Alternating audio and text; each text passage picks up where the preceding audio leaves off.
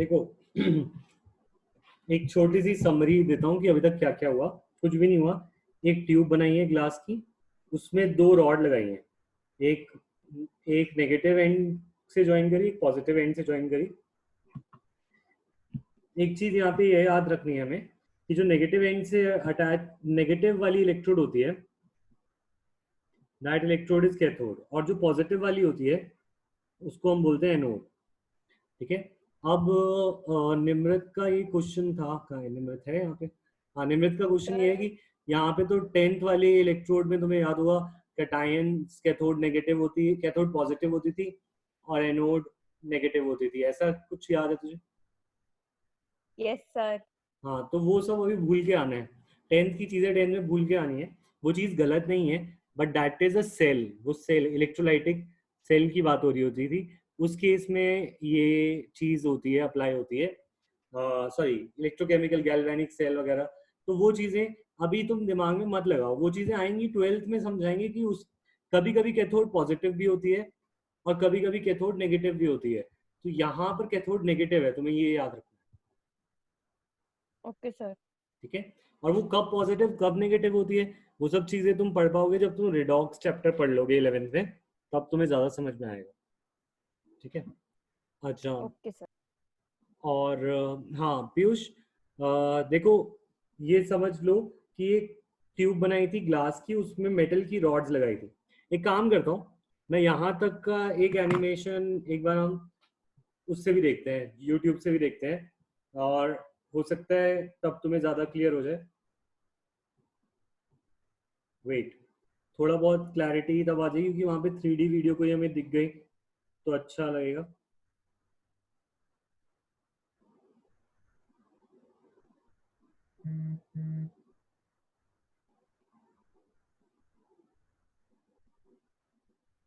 चलो मैं कोई लिंक भेज दूंगा कैथोड रे एक्सपेरिमेंट की।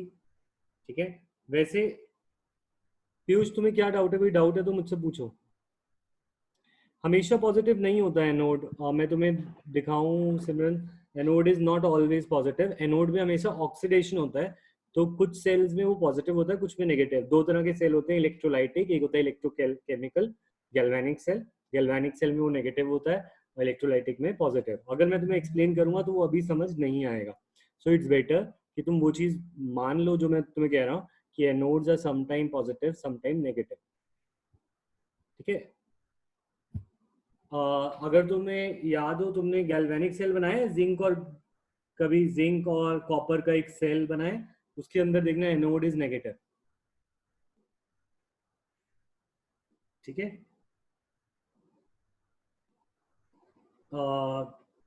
तो यहां तक क्लियर है? पीयूष में तुम्हें अलग से समझा दूंगा, बाकी सबको क्लियर है? Please type clear. कुछ चीजें, कोई भी डाउट हो तो मुझसे पूछ लेना। ठीक है।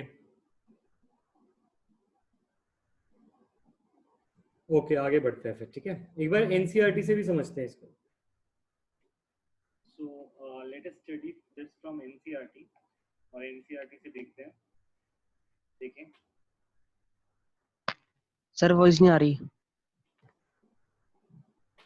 Look, Dalton's atomic theory was able to explain law of conservation of mass, law of constant composition.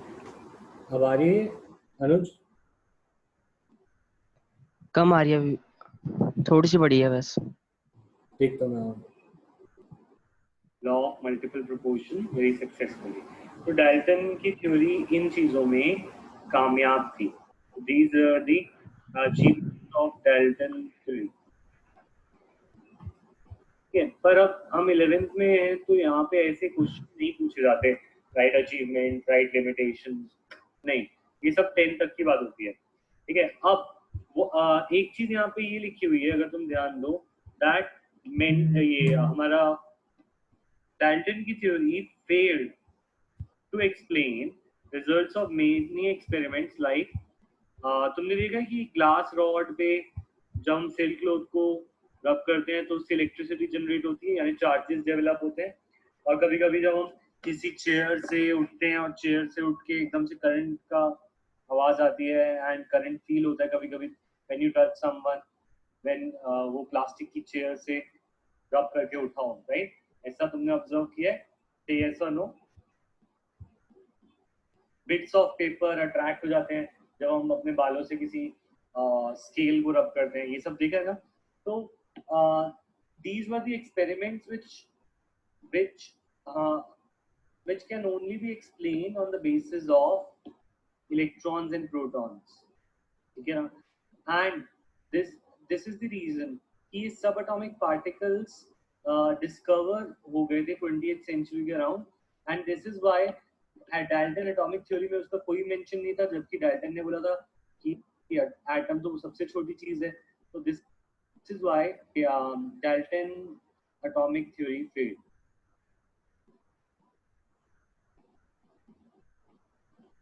ठीक है, यहाँ तक समझ आया? से यस और नो?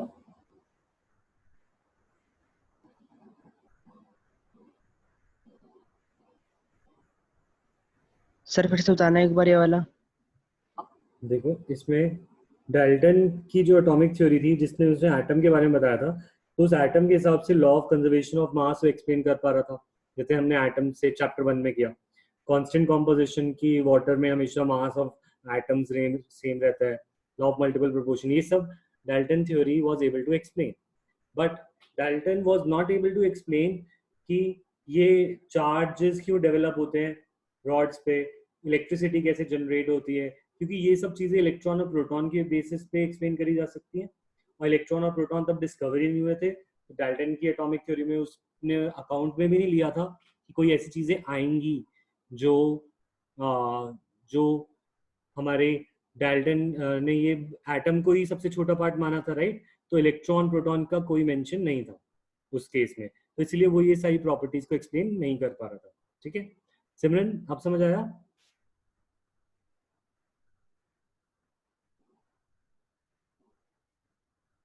अच्छा, तुम्हारी बुक में टॉपिक्स, अच्छा न्यू बुक में टॉपिक्स ये नहीं है क्या? देखना जरा किस किस की बुक में ये टॉपिक नहीं है। अच्छा, एग्जाम्पल कौन सा वाला एग्जाम्पल? ये जो ग्लास रॉड और एबोनाइट वाला?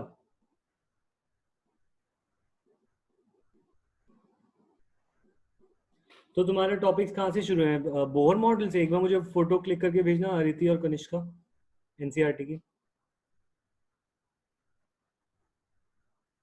हाँ कोई बात नहीं, ये सब इतना इंपॉर्टेंट नहीं है, यही तो मैं बोल रहा था, ये सब चीजें अब आती नहीं है पेपर में। ठीक है। अच्छा, ये एग्जाम्पल कौन सा सिमरन? ये ग्लास रॉड और इबोनाइट रॉड वाला, सिल्क वाला? देखो, ये तुमने 9th-10th में मेरे ख्याल से एक्सपेरिमेंट होगा जिसमें हम रॉड को रब करते थे और बिट्स ऑफ पेपर अट्रैक्ट होते थे, तो उन चीजों में चार्जेस डेवलप हो जाते हैं, तो वो एक दूसरे को अट्रैक्ट करते हैं, पीसेस ऑफ पेपर्स, है ना? तो वो वाले एक्सपेरिमेंट, इनका रिलेशन ये है क्योंकि वो सब इलेक्ट्रिसिटी इलेक्ट्रॉन्स की वजह से होती है। Charges are due to electrons, subatomic particles, electron proton. पर एटम पे तो कोई चार्ज नहीं होता, तो जो चार्ज वाले एक्सपेरिमेंट्स हैं वो डाल्टन की एटॉमिक थ्योरी से एक्सप्लेन नहीं करे जा सकते, क्योंकि डाल्टन ने बोला था एटम न्यूट्रल है, एटम से छोटा कुछ नहीं है। ठीक है, तो ये तो नहीं सर एटम से छोटा इलेक्ट्रॉन है ना? है, पर डाल्टन ने नहीं बोला था ना, तो वही तो हम बोल रहे हैं, डाल्टन फेल हो गया। अच्छा ओके सर। अब जैसे मैंने तुम्हें बताया, माइकल फैराडे ने एक्सपेरिमेंट शो किया कि इलेक्ट्रिसिटी पास्ड सर वॉइस नहीं आ रही। Electricity pass through solution of an electrolyte chemical reaction. Sir voice नहीं आ रही। अच्छा रुको, मैं थोड़ा और तेज करता हूँ।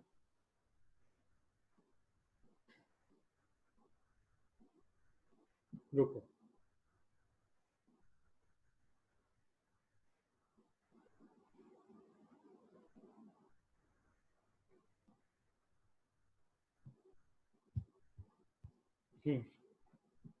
अब देखो, ठीक है, ये सब चीजें, यानी कि वो कहना चाह रहा है कि इलेक्ट्रोड्स के ऊपर रिएक्शन होती है, एंड उसके अलावा कुछ ना कुछ सब इलेक्ट्रिसिटी पास हो सकती है थ्रू इलेक्ट्रोड्स टू सॉल्यूशन। आवाज आ रही है अब Anuj, Kanishka? Yes sir. Solution electrolyte का मतलब होता है लिक्विड सोल्यूशन। तो लिक्विड सॉल्यूशंस से इलेक्ट्रिसिटी क्यों पास होती है, सॉल्यूशन से इलेक्ट्रिसिटी क्यों पास होती है, इलेक्ट्रोड पर रिएक्शंस क्यों होती हैं, ये सारी चीजें फिर से सम ऐड अप हो रही थी डाल्टन की एटॉमिक थ्योरी पे। एंड डाल्टन की एटॉमिक थ्योरी ये सब नहीं बता पा रहा था, ठीक है। तो उसके बाद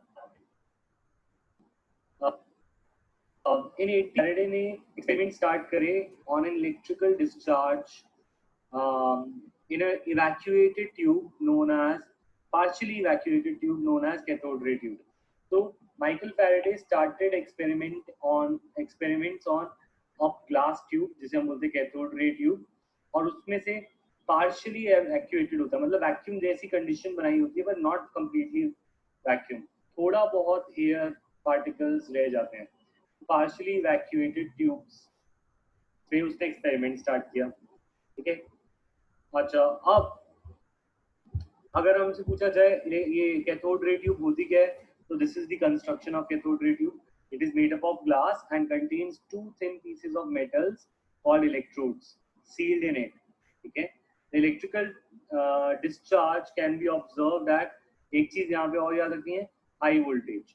इलेक्ट्रिकल डिस्चार्ज क्या है, it is passing of electricity, जो गैसेस के अंदर है उनसे इलेक्ट्रिसिटी पास होती है, वो ये कहना चाह रहा है, ठीक है। अच्छा, the pressure of different gases can be adjusted through evacuation, यानी कि डिफरेंट गैसेस के अंदर डिफरेंट प्रेशर को एडजस्ट किया जा सकता है, ठीक है।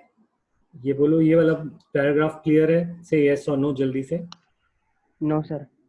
कहाँ से बताऊं? देखो, उसने कैथोड रे ट्यूब पे एक्सपेरिमेंट शुरू किए। ये कैथोड रे ट्यूब एक्सपेरिमेंट था, ग्लास की बनी होती है, इसकी रॉड्स मेटल की बनी होती है जिन्हें हम इलेक्ट्रोड्स बोलते हैं।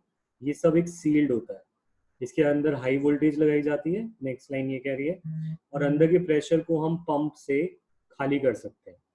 आप समझ आया? यही 3 लाइनें लिखी हैं यहाँ पे, देखो। सर ये नहीं आया बस, the pressure of different gases could be adjusted. हाँ, तो यहाँ पे अगर मैं पंप लगा दूं तो यहाँ पे प्रेशर कम कर सकता हूँ।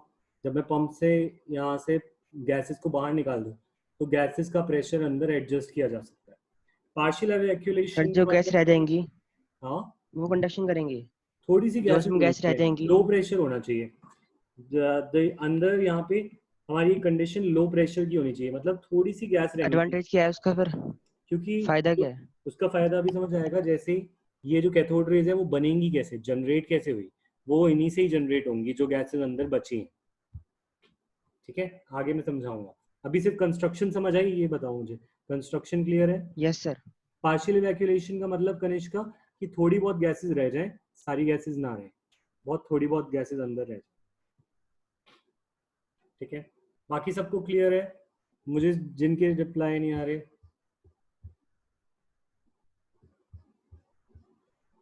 ओके।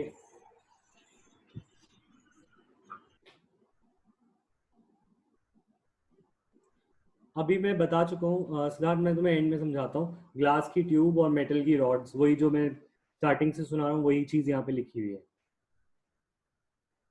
अच्छा, अब एक्सपेरिमेंट के दौरान उन्होंने ये देखा कि यहाँ पर एक ऐसा मटेरियल लगा दिया जिससे पता चल सके कि मटेरियल की कोई चीज उस पर हिट हो रही है या नहीं। इस मटेरियल को हमने क्या बोला था? Phosphorescent material. फॉस्फोरेसेंट मटेरियल का एक एग्जांपल है जिंक सल्फाइड। तो यहाँ पर जैसे तुम देख सकते हो, जिंक सल्फाइड की कोटिंग कर दी थी पॉजिटिव इलेक्ट्रोड पे, उसके ऊपर परफोरेशंस लगा दी थी। परफोरेशंस मतलब इट हैज पोर्स, ठीक है। एंड एज वी नो, कुछ चीजें यहाँ पे हिट करी थी, and these were because particles were moving, rays were moving in straight lines. These were then called as cathode rays. Straight line, ये तो मैंने straight नहीं बनाया, but you have to make straight lines. So what were the results of this experiment? Result of this experiment was cathode rays start कहाँ पे होती है? It starts at cathode and move towards anode. ये खुद visible नहीं होती. It requires a fluorescent or phosphorescent material which glows when ठीक है। तो हाँ बोलो। तो एक बार वो होल्स का फंक्शन बता दो, परफोरेटेड क्यों है वो? क्योंकि हम पता करना चाह रहे हैं कि सच्ची, ये हमें आंखों से तो दिखती नहीं है कैथोड रेज, तो हम ये देखना चाह रहे हैं कि कोई चीज है भी जो यहाँ पे कैरी कर रही है, तो इसीलिए हमने होल्स बना दिए। अब वो इधर से चले गया पार्टिकल जो भी था, and it move towards positively charge anode. अब जब वहां पे होल्स थे तो वो उसके थ्रू पास होकर पीछे हमारे मटेरियल पे हिट करेगा, और जब वो मटेरियल पे हिट करेगा तो हमें कंफर्म हो जाएगा कि कोई पार्टिकल यहाँ से चल के यहाँ तक गया, because these are not visible from the eyes, so we need perforation and fluorescent material. तो वो परफोरेशन उस पे है, इलेक्ट्रोड पे। हाँ, इलेक्ट्रोड पे है, अच्छा, एक ठीक है गैप है जो इससे वो जा सके बाहर। ठीक है। तुम्हें पता है पहले हमारे जो टीवीज होते थे, मैं तुम्हें एक बार इमेज दिखाता हूँ उसकी। पहले हमारी टीवीज कुछ इस तरीके से होते थे, they used to be extended, पीछे की साइड पे एक्सटेंडेड होते थे और आगे की साइड ऐसे बल्ज्ड आउट सी होती थी ऐसी। तो I don't know if you have seen such TVs, but in TVs के अंदर भी कुछ इसी तरह की ट्यूब्स होती हैं। दीज आर, इन टीवीज को बोलते थे CRT television, cathode ray tube, यानी कि cathode ray tube was present inside these early TV. अब तो एलईडी और एलसीडी आते हैं, ठीक है, बट पहले एलईडी की जगह पे ऐसे टेलीविजन आते थे। तो inside the cathode ray tubes भी ऐसे ही होता था कि यहाँ पे एक इलेक्ट्रोड होती थी, इससे पार्टिकल हिट करता था आगे स्क्रीन पर, पार्टिकल्स चलते थे and they used to hit on the screen, और इस वजह से आगे की साइड पे कुछ फॉस्फोरेसेंट मटेरियल होता था और वो सिग्नल के हिसाब से ग्लो होता था and we use to see picture, आगे की साइड पर स्क्रीन पर वो दिखाई देती थी। तो जो जैसे सिग्नल आते थे वैसे वैसी रेस पास होती थी और वो ग्लो करते थे क्योंकि आगे की स्क्रीन पर फॉस्फोरेसेंट मटेरियल लगा होता था, and this is how cathode ray tubes work, ठीक है। तो इससे हमें पता क्या चला कि कोई एक ऐसी रे है जो नेगेटिवली चार्ज है and that starts from cathode and move towards anode. यहाँ तक क्लियर है? से यस और नो। सबका आंसर आना चाहिए। उज्जवल, सिमरन, खुशी, गौतम, कुछ नहीं पता चला। पूरी कहानी बस ये है, एक नेगेटिवली चार्ज रॉड से कुछ रेज चलती हैं, पॉजिटिव की तरफ जाती हैं और ये करंट को कैरी करती हैं। बस ये हमें पता चला था उस टाइम, ठीक है। अब फाइनल समरी इस टॉपिक की क्या है, उस समरी पे आते हैं। So after first two point, अब थर्ड पॉइंट यहाँ पे कह रहा है कि in the absence of electrical और magnetic field these rays travels in the straight line। तो कह रहे अगर ये कोई इलेक्ट्रिकल मैग्नेटिक फील्ड नहीं होती तो ये पार्टिकल्स बिल्कुल स्ट्रेट चलते थे। अगर कोई इलेक्ट्रिकल या मैग्नेटिक फील्ड आती है, सपोज मैं यहाँ पर एक इलेक्ट्रिकल फील्ड लगा देता हूँ, यहाँ पे एक प्लेट लगा देता हूँ और दिस प्लेट हैज पॉजिटिव या नेगेटिव चार्ज, और कैथोड रे पार्टिकल यहाँ से निकला तो वो डिफ्लेक्ट कर जाता है। कैसे क्या कर जाता है? डिफ्लेक्ट, क्योंकि ऊपर नेगेटिव चार्ज है तो वो ऑपोजिट साइड चला गया। क्यों? क्योंकि हमने पढ़ा था it behaves like a negatively charge particle. तो अगर कोई नेगेटिव पार्टिकल के पास नेगेटिव प्लेट लाएगा, इलेक्ट्रिकल प्लेट लाएगा, तो ऑब्वियसली वो क्या करेगा? डिफ्लेक्ट।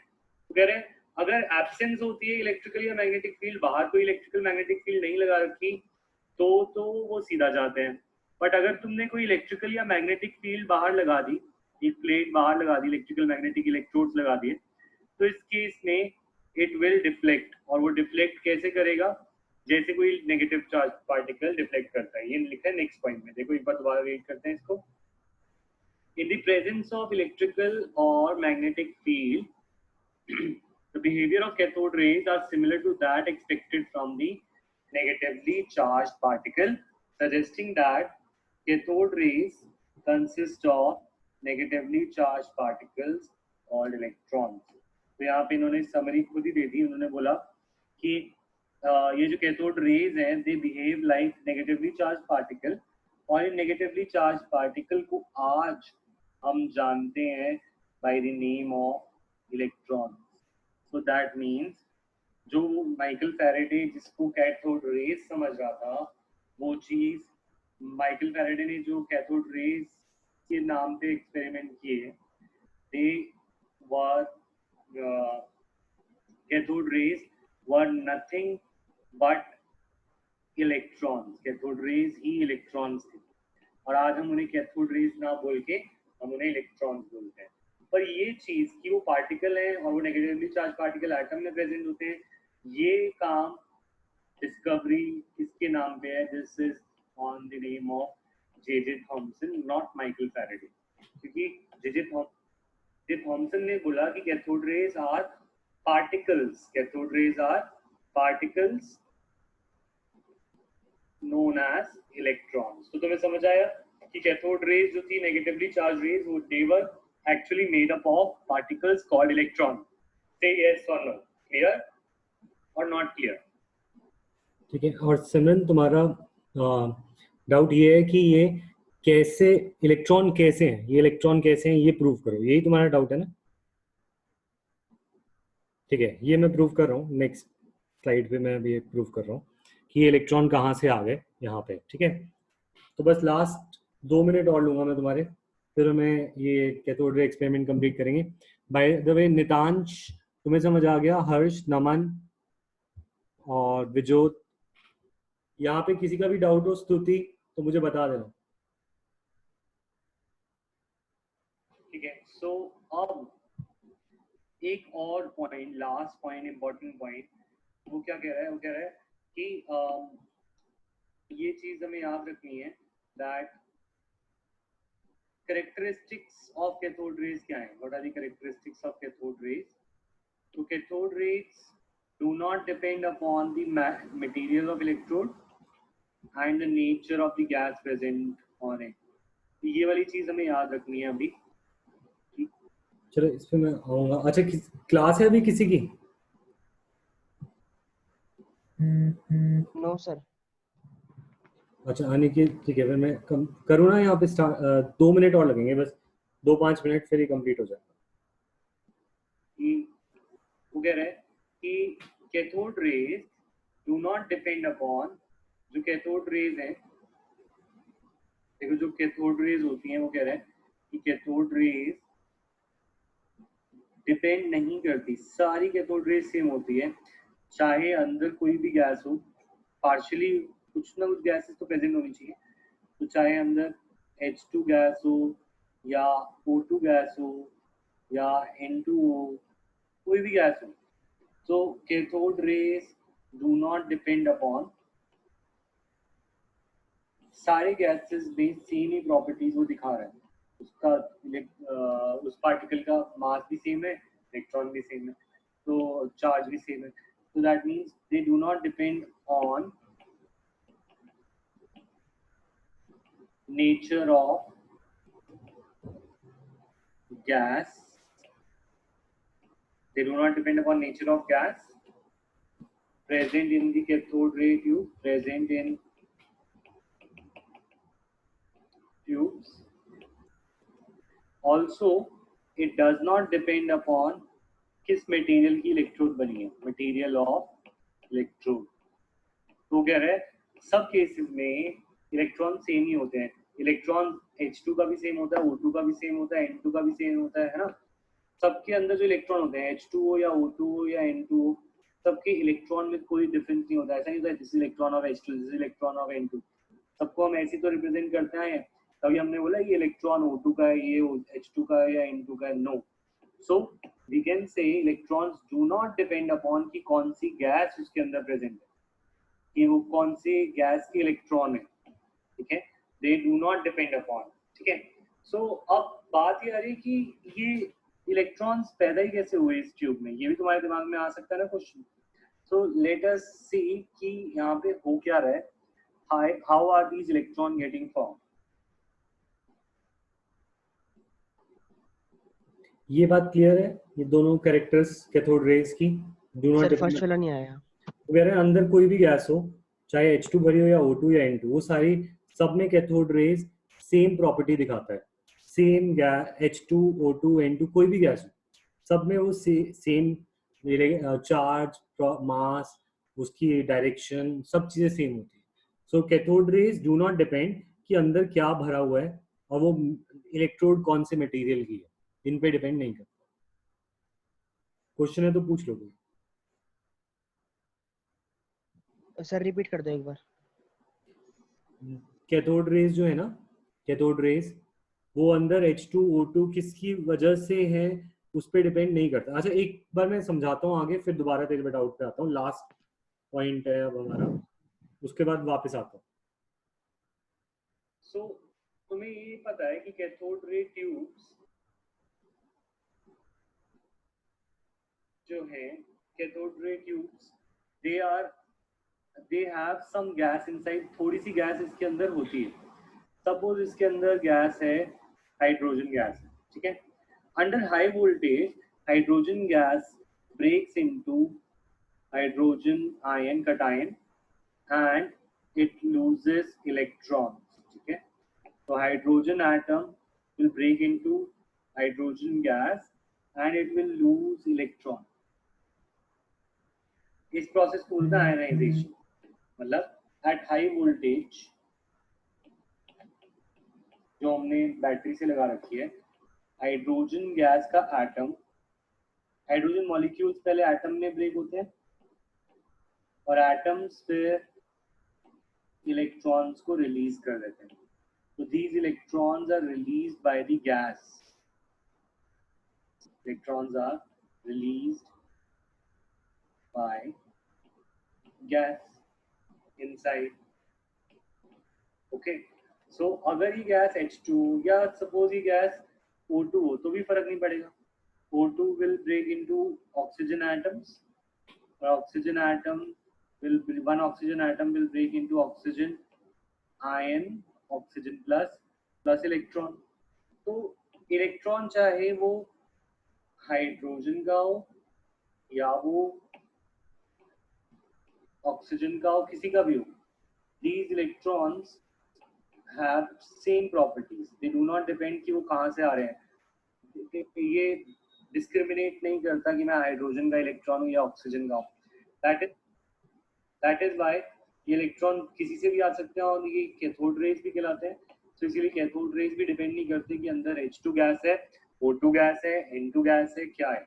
तो जब वो इलेक्ट्रॉन किसी एटम से निकल गया तो क्योंकि इलेक्ट्रॉन के पास चार्ज क्या है, negative, electron is negatively charge, और नेगेटिवली चार्ज इलेक्ट्रॉन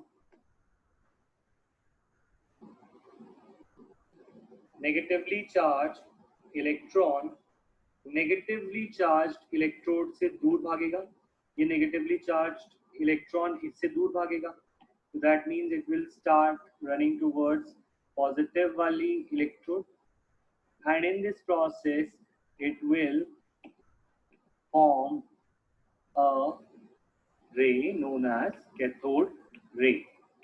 तो समझ आया कैथोड रे कैसे डिस्कवर हुई? अच्छा अब सिमरन तुम्हारा क्वेश्चन है गैस कहाँ से आई। मैंने बार बार यहाँ पे बोला कि ये पार्शियली इवैक्यूएटेड है। पार्शियली मतलब थोड़ी सी इवैक्यूएटेड, थोड़ी सी गैस हमें अंदर रखनी थी। It was not complete vacuum. जहाँ पे भी मैंने मार्क करा था पार्शियली इवैक्यूएटेड, मैंने यही बताया कि अंदर थोड़ी बहुत गैस होती है। अब वो गैस कोई भी हो सकती है, H2O2 N2, पर सबसे इलेक्ट्रॉन रिलीज होते हैं हाई वोल्टेज पे, और वो जो इलेक्ट्रॉन रिलीज होते हैं वही इलेक्ट्रॉन्स हमारे कैथोड रेज बनाते हैं। ठीक है, दोबारा समझा देता हूँ अगर किसी को डाउट हो। एक काम ये करना, तुम ये सारा टॉपिक रीड करके आना। देखो तुम्हें ये लग रहा है कि हम ज्यादा फास्ट चले गए इस टॉपिक में, ये क्यों फास्ट गए हैं? क्योंकि इससे एक भी क्वेश्चन मैं लिख के दे सकता हूँ, इससे एक भी क्वेश्चन तुम्हारे पेपर में नहीं आने वाला। ना कैथोड रे एक्सपेरिमेंट, ना डिस्कवरी ऑफ इलेक्ट्रॉन, ना डिस्कवरी ऑफ प्रोटॉन। ये बस हम एक स्टोरी बना रहे हैं कि ये चैप्टर शुरू कहाँ से होता है। This is not. हाँ बोलो बोलो, कुछ कह रहे हो सिद्धार्थ? अच्छा ठीक है। हाँ तो लास्ट वाला पॉइंट मैं रिपीट कर देता हूँ। किस किस को ये समझ आ गया कि ये कैथोड रेज कैसे बने, वो बता दो। राइट, क्लियर कि कैथोड रेज कैसे बने, कहाँ मूव कर रहे हैं, क्यों मूव कर रहे हैं, चार्ज क्या है, and cathode rays are electrons and they do not depend upon. Sir gas वाला नहीं आया बस। ठीक है, अब जिसको समझ आ गया वो मीटिंग लीव कर दे। जिसके सारे आंसर क्लियर हो गए, जो होमवर्क होगा वो मैं अभी ग्रुप पे सेंड करता हूँ। सिर्फ वही रुके जिसको लास्ट के पॉइंट्स में या किसी पॉइंट में डाउट है।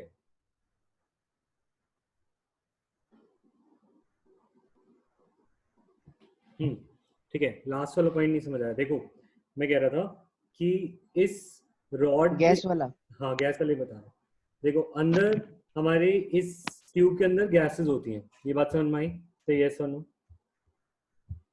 Yes sir. ठीक है, एक सेकंड चल नहीं रहा शायद, रुको। हाँ कनिष्का रुक जाओ, पूछ लेना जो भी डाउट है।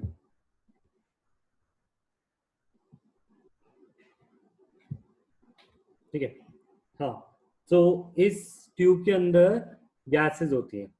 ये गैसेस H2 भी हो सकती है, O2 भी हो सकती है, कोई भी हो सकती है। अब ये H2 या O2 ये मॉलिक्यूल पहले एटम बन जाता है। एटम टूट के इलेक्ट्रॉन को रिलीज कर देता है। यहां तक समझ आया अनुज? सर ये तो आ गया था, हाँ फिर ये नहीं आया कि गैस से इफेक्ट क्यों नहीं होता वो। हाँ तो कैथोड रेज। इलेक्ट्रॉन H+ से निकला हुआ इलेक्ट्रॉन हो या O से निकला हुआ इलेक्ट्रॉन हो, सबके इलेक्ट्रॉन बिल्कुल सेम दिखते हैं। ऐसा नहीं होता ये इलेक्ट्रॉन ऑफ हाइड्रोजन है, इलेक्ट्रॉन ऑफ एटम है, सबका इलेक्ट्रॉन सेम होते हैं एग्जैक्टली। तो अगर इलेक्ट्रॉन सबके सेम होते हैं तो फिर अंदर कोई भी गैस हो, सब केसेस में कैथोड रे की प्रॉपर्टी भी सेम ही रहेगी। कैथोड रे हैं क्या? They are electrons. Yes sir आ गया। ठीक है, हाँ अब बोलो किसका डाउट है? और कनिष्का बोलो क्या डाउट है? हाँ सिद्धार्थ बोलो। सर कैथोड रे एक्सपेरिमेंट की कंस्ट्रक्शन। कैथोड रे ट्यूब में ग्लास की ट्यूब ली है, ये ग्लास की ट्यूब, इसके अंदर दो मेटल की रॉड लगाई है, ये कैथोड ये एनोड। कैथोड नेगेटिव चार्ज होती है क्योंकि नेगेटिव साइड से कनेक्टेड है, और पॉजिटिव वाली साइड से हमारी एनोड कनेक्टेड होती है। बस यही इसकी कंस्ट्रक्शन है। थोड़ी सी गैस इससे बाहर निकाल ली जाती है वैक्यूम पंप लेकर। ठीक है, पूछो और क्या डाउट है इससे रिलेटेड?